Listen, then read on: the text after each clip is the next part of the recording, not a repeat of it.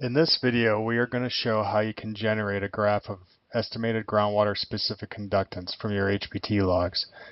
An ionic plume may be the result of seawater intrusion, remediation injection fluids, or other causes. The log that you see here shows an estimate of groundwater specific conductance in the second graph. The large rise in specific conductance correlates to where electrical conductivity begins to rise dramatically at about 14 feet. Which is prior to the HPT pressure increase at about 17 feet. HPT pressure is increasing due to the decreasing permeability transitioning from a sandy formation to a silt. The groundwater specific conductance calculation will be performed in Direct Image Viewer version 3.2 or newer, so let's open DI Viewer and demonstrate how to generate this data. In this HPT log, we see electrical conductivity is very low, under 50 millisiemens per meter, except between about 22 and 25 feet, and return to baseline. The HPT injection pressure stays low throughout the entire log, except where it begins to rise up just below 23 feet when it intersects the silty formation, and stays high throughout from that point on. If we go and take a look at another log on the site, we see electrical conductivity is very low, does not rise up at all, even when we transition from the sand to the silt, shown by the HPT pressure. Many times EC and HPT will correlate or both move in the same direction, but on this particular site that was not the case.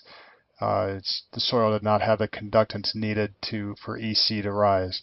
So let's go back to the other log, log 5, and show how we're going to make the specific conductance measurement.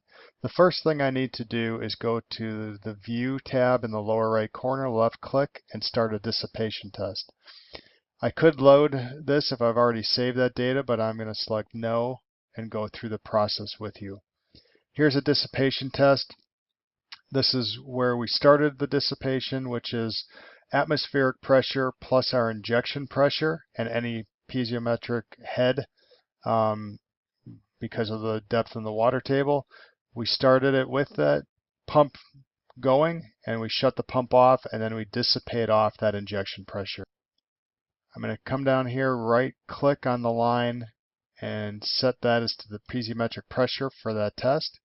And I'm going to see if I've got another test, which I do. I'm going to do the same thing over here. Set that as a piezometric pressure. Now I can close out of these. This is where you could save it if you want to. And these are the dissipation points tests that were run in that log. And we subtract the pressure of water back to where it reaches atmospheric pressure, which is up here just below 4 feet in this particular formation. That's our static water level. I am also showing the HPT line pressure, which does not have, this is just injection pressure measured at the pump. But what I want to do, I'm going to switch this line pressure graph by right-clicking on the graph, anywhere on the graph, and go to Primary Series, and I'm going to go to Corrected HPT Pressure.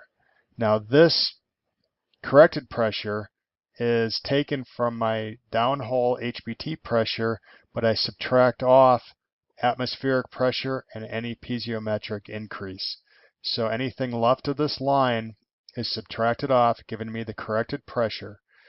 Now, to estimate groundwater specific conductance, the value of corrected pressure needs to be approximately less than 5 psi.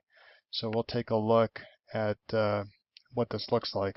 Now I'm going to add a graph, and that's left click on Add Graph, and I'm going to come down and estimate groundwater specific conductance, second from the bottom. I'm going to add that graph, and I'm going to move that over next to my electrical conductivity for better comparison. And you can see we have an estimate from the static water level. We have some missing locations, and that's because our corrected pressure is too high. But we're going from approximately 1,500 and go up to as much as almost 12,000, and this is microsiemens per centimeter. So those are the steps you need to go through to get an estimate of groundwater specific conductance.